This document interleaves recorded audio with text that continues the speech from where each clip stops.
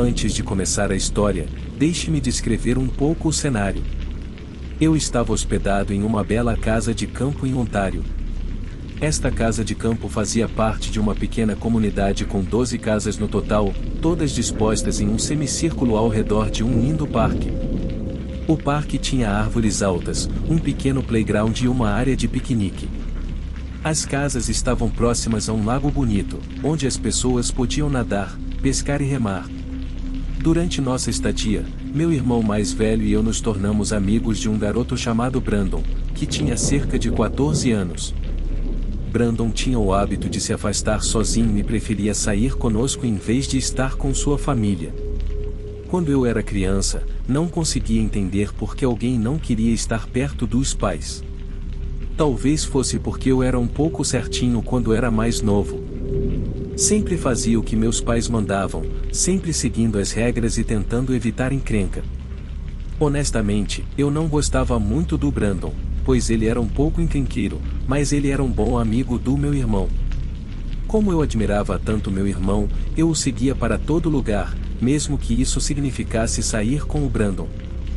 Eu queria fazer tudo o que meu irmão fazia porque achava que ele era a pessoa mais legal do mundo. Eventualmente, Brandon teve a ideia de sair sorrateiramente e, é claro, meu irmão se juntou a ele.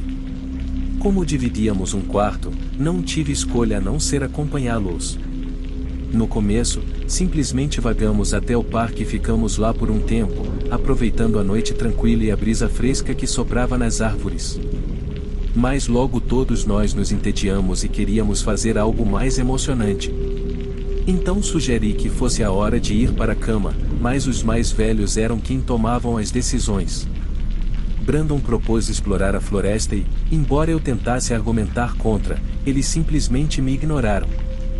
Assim, relutantemente, partimos para a floresta, tendo apenas o brilho fraco do telefone de Brandon para nos guiar. Felizmente, a floresta não era muito densa, e até mesmo podíamos ouvir o zumbido distante da estrada, a apenas algumas milhas de distância. Depois de uma curta caminhada, quis voltar, mas só tinha duas opções: em voltar sozinho na escuridão ou ficar com eles. Depois de um tempo, percebi que a floresta havia ficado em silêncio. Nenhum grilo, nenhuma coruja, nem mesmo uma brisa. Apontei isso e todos nós paramos e ouvimos. Depois de alguns segundos de completo silêncio, meu irmão falou, parecendo irritado: "Você pode ficar quieto? Estou tentando ouvir." Fiquei confuso e disse a ele que não fiz nenhum barulho. Então ele mencionou a respiração pesada, comparando-a a um porco moribundo e me disse para ficar quieto. No momento em que ia argumentar, também ouvi a respiração. Era pesada e parecia difícil. Sussurrei: "E isso não sou eu. Também consigo ouvi-la." Meu irmão me olhou e, então, a respiração ficou mais alta, como se estivesse ficando mais animada. Acima de nós, havia duas luzes, que brilhavam intensamente em um azul brilhante, balançando suavemente de um lado para o outro. Todos nós ficamos fascinados por elas, incapazes de desviar o olhar, quase como se estivéssemos sob um feitiço.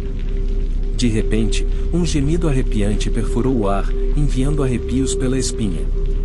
Parecia alguém que fumou por anos lutando para soltar um grito enquanto ofegava desesperadamente por ar, e começamos a correr. Podíamos ouvir galhos quebrando e árvores tremendo atrás de nós. Seja o que fosse, parecia estar nas árvores. Eu não podia correr tão rápido, principalmente por causa dos meus pés pequenos, então sabia que não poderia continuar por muito tempo. Logo, dor percorreu minhas pernas e tive que parar, enquanto meu irmão e Brandon continuavam correndo à frente, me deixando para trás. Ainda assim, aquela coisa, seja lá o que fosse, estava se aproximando rapidamente. Então, mergulhei em uma moita próxima, mas a sorte não estava do meu lado, porque acabou sendo uma moita de espinhos. Em segundos, estava coberto de cortes e arranhões. Tive que morder meu lábio para não gritar de dor enquanto estava ali, tentando ficar quieto. Ouvi algo pesado cair no chão da floresta próximo de onde eu estava escondido na moita. Vi as duas luzes de antes brilhando na pequena clareira onde eu estava, mas essas não eram luzes, eram olhos. Esses olhos revelaram uma criatura que parecia ter saído de um pesadelo assustador. Tinha cerca de 2 metros de altura, era magro e sua pele era de um cinza escuro. Seus braços eram realmente longos, com garras nas pontas. Ficou ali por um longo tempo, procurando ao redor, tentando me encontrar. Fiquei escondido naquela moita por horas, sem me atrever a me mexer, até que vi o sol surgindo completamente acima do horizonte. Então, reuni toda a minha força e corri na direção em que achava que a cabana estava. Não me importava que estivesse sangrando muito ou que minhas roupas estivessem rasgadas pelos espinhos. Não prestei atenção à sensação de queimação em minhas pernas enquanto corria, atravessando a floresta por uma eternidade. Saindo das árvores, tropecei em uma movimentada rodovia. Na próxima coisa que soube, acordei em uma cama de hospital, cercado por máquinas apitando e rostos preocupados. Aparentemente, alguém me viu saindo da floresta com o pijama e chamou por ajuda. Quando tentei contar o que aconteceu, ninguém acreditou em mim. Continuei insistindo, mas todos pensavam que eu estava apenas imaginando coisas por ter ficado muito tempo na floresta. Enquanto eu estava fora, meu irmão chegou em casa e esperou até de manhã para explicar o que aconteceu. Depois, uma equipe de busca foi organizada antes que recebessem o chamado para me buscar. Já se passaram mais de 7 longos anos desde esses eventos aterrorizantes, e passei incontáveis horas vasculhando a internet desesperadamente em busca de qualquer informação que pudesse me ajudar a identificar aquela misteriosa criatura.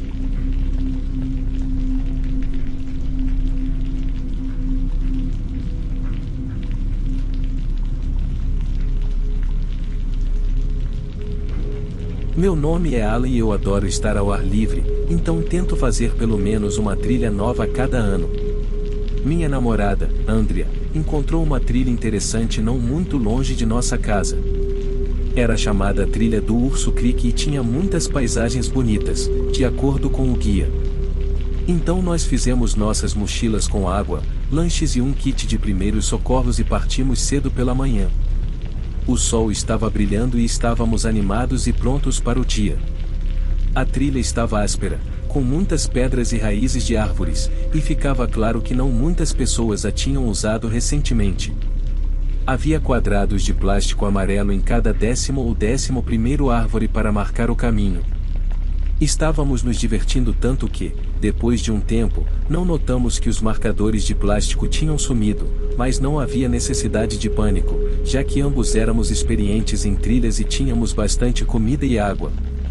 André e eu decidimos voltar pelo mesmo caminho, mas não conseguíamos encontrar o caminho de volta, pois tudo parecia igual e era confuso. Caminhamos por cerca de 1 hora e então chegamos a uma clareira com uma pequena cabana bem no meio. Conforme nos aproximamos, vi algumas marcas de pneus perto da frente da cabana, mas não havia carros por perto. Tem pessoas aqui. Podemos esperar elas voltarem e podem nos ajudar, eu disse.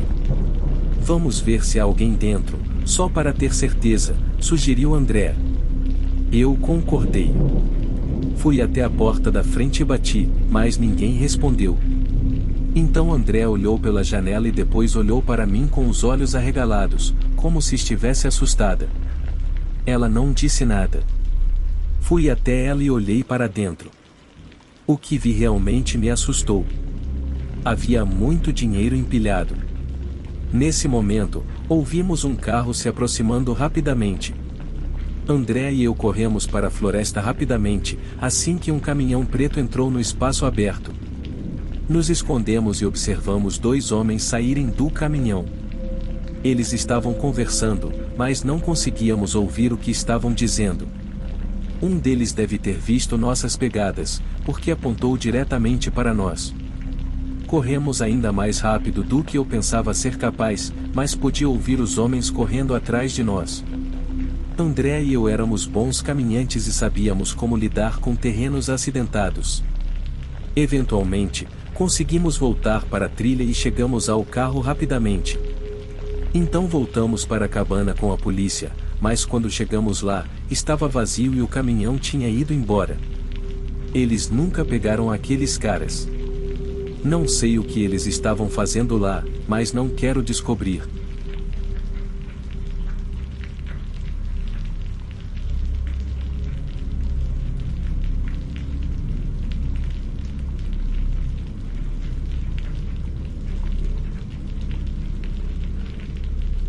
Isso aconteceu cerca de 2 anos atrás, antes da pandemia, durante um período em que minha saúde mental e meu relacionamento com meus pais não estavam bons.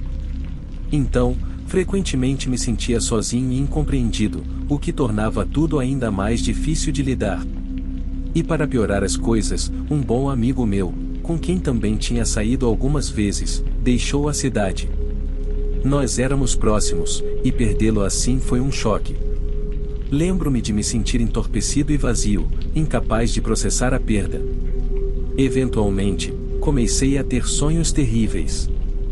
Embora não me lembre de tudo o que acontecia em todos eles, havia uma coisa que sempre era a mesma: no quarto ou qualquer lugar onde eu estivesse ficava mais escuro e mais escuro.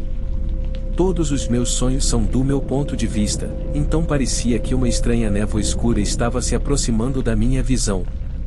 Mas era pior do que isso. O ambiente inteiro ficava escuro, como na cena de O Senhor dos Anéis ou em que Gandalf fica bravo com Bilbo e tudo escurece de repente.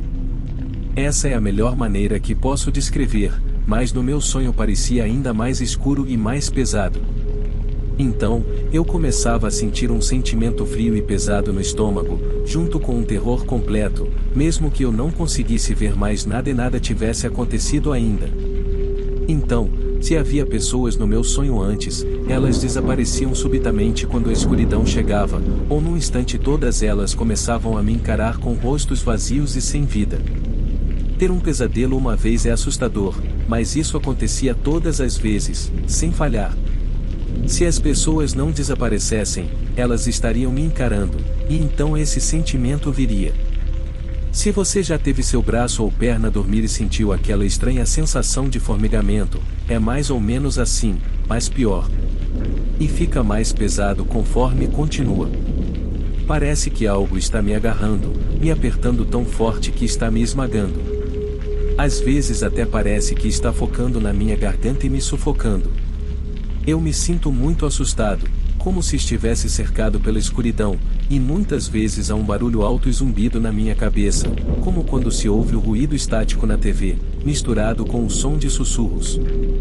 Isso dificulta pensar, é impossível falar e totalmente impossível lutar contra isso. Isso continua até eu conseguir me libertar e me fazer acordar. Mas o medo nem sempre para por aí. Às vezes, eu ficava acordado por 1 ou 2 horas, incapaz de voltar a dormir, porque se eu tentasse, o sonho recomeçaria de onde parou, e o que quer que estivesse causando isso continuaria fazendo. Então, era 2021 e eu acabei cortando contato com meus pais, passando por muitas situações de vida difíceis e grandes mudanças que não vou entrar em detalhes. Acabei morando com minha melhor amiga, que tem uma pequena cabana no campo. Vamos chamá-la de Amélia. Essa amiga é muito religiosa e uma pessoa maravilhosa em geral. Eu dormia no andar de cima, no pequeno sótão da cabana dela, em um colchão pequeno. Uma noite, enquanto Amélia estava fora cuidando de um amigo, eu estava sozinho na cabana, tentando descansar. Já havia passado mais de 1 mês desde a última vez que tive um daqueles sonhos. Normalmente, meus sonhos levam um pouco de tempo para começar, mas desta vez foi como ser jogado em um filme sem saber o que está acontecendo. Tudo aconteceu rápido, sem tempo para descobrir o que estava acontecendo. Lembro-me claramente de tropeçar para fora da cabana, entrar no meu jipe e acelerar pelas estradas escuras onde eu morava anteriormente. Quase perdi o controle do carro algumas vezes, mas continuei indo rápido, enquanto ligava desesperadamente para Amélia no meu telefone. Nervosamente, disse a ela que estava me dirigindo ao hospital porque me sentia muito mal e algo ruim ia acontecer. Ela perguntou o que estava errado, mas sua voz começou a desaparecer. Em vez disso, ouvi uma voz baixa e assustadora rosnando. Ela sussurrava palavras estranhas que eu não conseguia entender bem. Não parecia nem mesmo que estivesse vindo do telefone. Olhei pelo espelho retrovisor no painel do carro, mas então a parte assustadora do sonho aconteceu. As luzes dianteiras do meu Jeep se apagaram e eu não conseguia ligá-las novamente. A escuridão estava começando a cobrir minha visão, mas então algo diferente aconteceu no meu sonho pela primeira vez. Uma mão grande passou pelos meus cabelos na parte de trás da minha cabeça.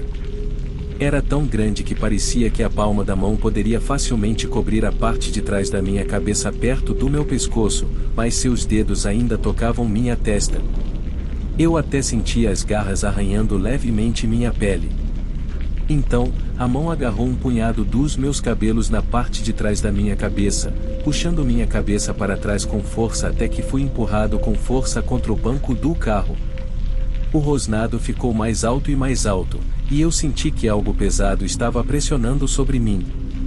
Eu estava tão aterrorizado que senti como se estivesse gritando sem fazer nenhum barulho. Minha boca estava bem aberta, mas nada saía. Seja o que fosse, eu sabia que realmente me odiava. Então, lembrei de algo que Amélia me disse quando falei com ela sobre esses sonhos. Ela me ensinou a oração do Senhor e me disse para pedir a Deus que enviasse o Espírito Santo e São Miguel para me protegerem. Nunca havia feito isso antes. Lembro-me de implorar em minha mente para Deus me ajudar. Prometi que, se ele me ajudasse a derrotar essa coisa e fazê-la desaparecer, eu acreditaria nele para sempre. Assim que clamei por Deus, o aperto no meu cabelo começou a afrouxar.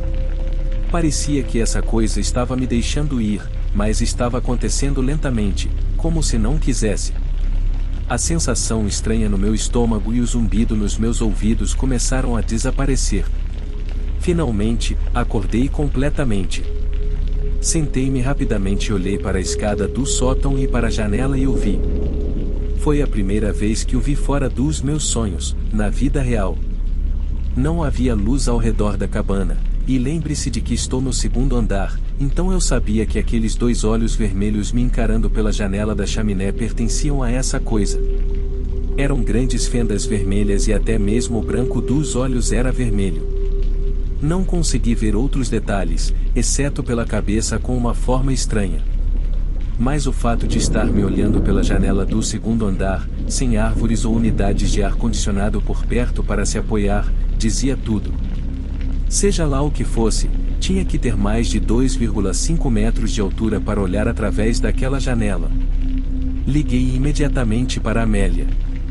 Implorei para que ela ficasse ao telefone comigo enquanto eu contava sobre o sonho e o que havia acontecido. Eram 3 horas da manhã, mas, felizmente, sua amiga estava em casa, então Amélia pôde começar a voltar para cá. Ela me disse para colocá-la no viva voz enquanto ela orava em voz alta por mim, e até me disse para queimar um pouco de sálvia branca. Logo, o sentimento assustador e escuro na cabana desapareceu. Quando ela chegou em casa, tudo estava de volta ao normal. Depois dessa noite, comecei a ir à igreja com Amélia. Eu rezava regularmente com ela e até criei minha própria oração pessoal para dizer antes de dormir todas as noites. Agora, desde que eu digo essa oração, não tenho mais esses sonhos. Não vi aquela coisa nem senti sua presença desde então. Mudei-me para um novo apartamento sozinho, mas ainda mantenho contato com Amélia e continuo rezando todas as noites. Eu sei que algumas pessoas podem pensar que estou louco por isso, ou dizer que não posso acreditar que aquela coisa era um demônio. Mas o que tenho a dizer é que, quando você realmente enfrenta algo ruim, algo que quer que você saiba que é ruim e quer te machucar muito, você apenas sabe.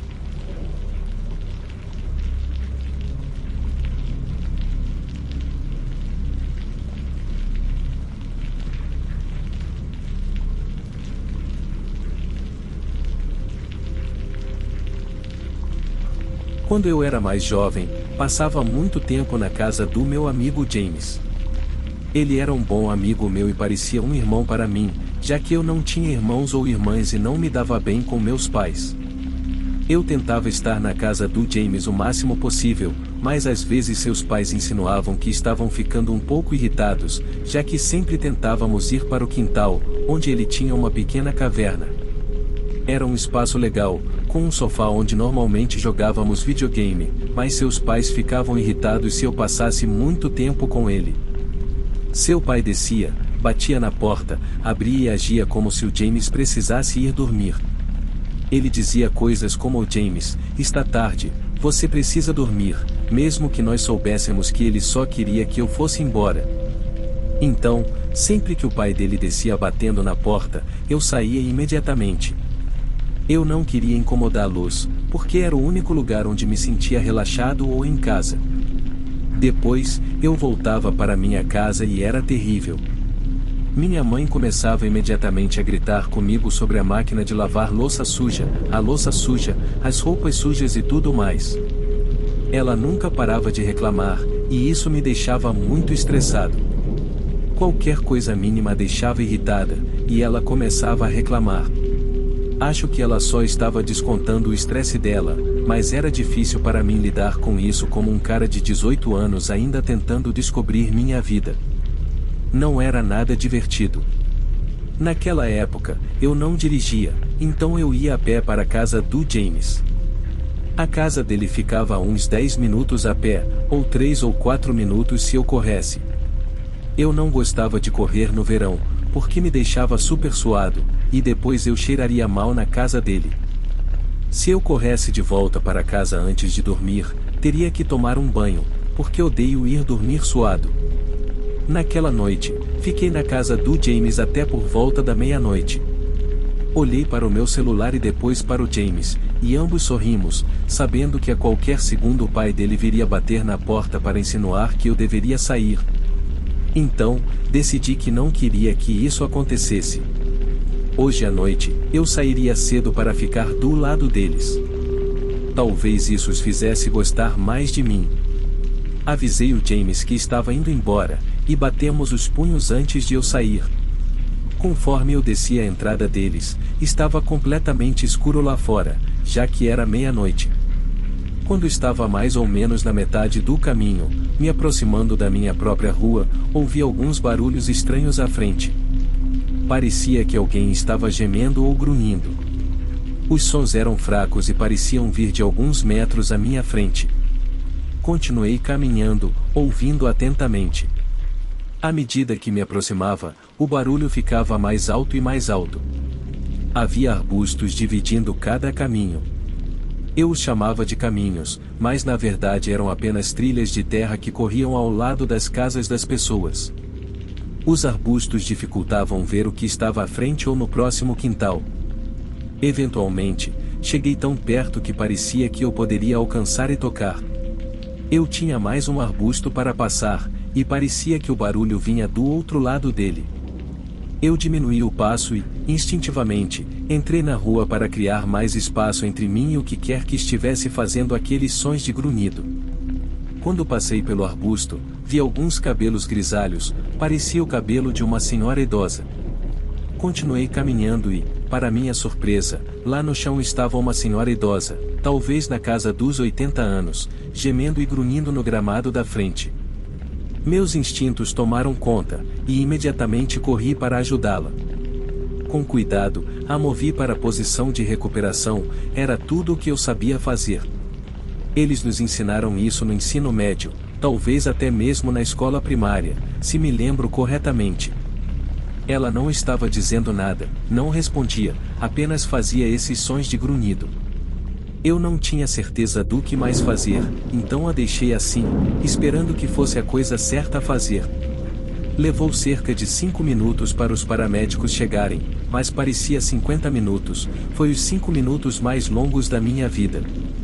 Eu continuava pensando que a vida dessa senhora estava em minhas mãos. Nunca tinha feito RCP antes, nunca tinha que fazer nada assim. Tudo o que eu sabia era colocá-la na posição de recuperação, e esperava que isso ajudasse.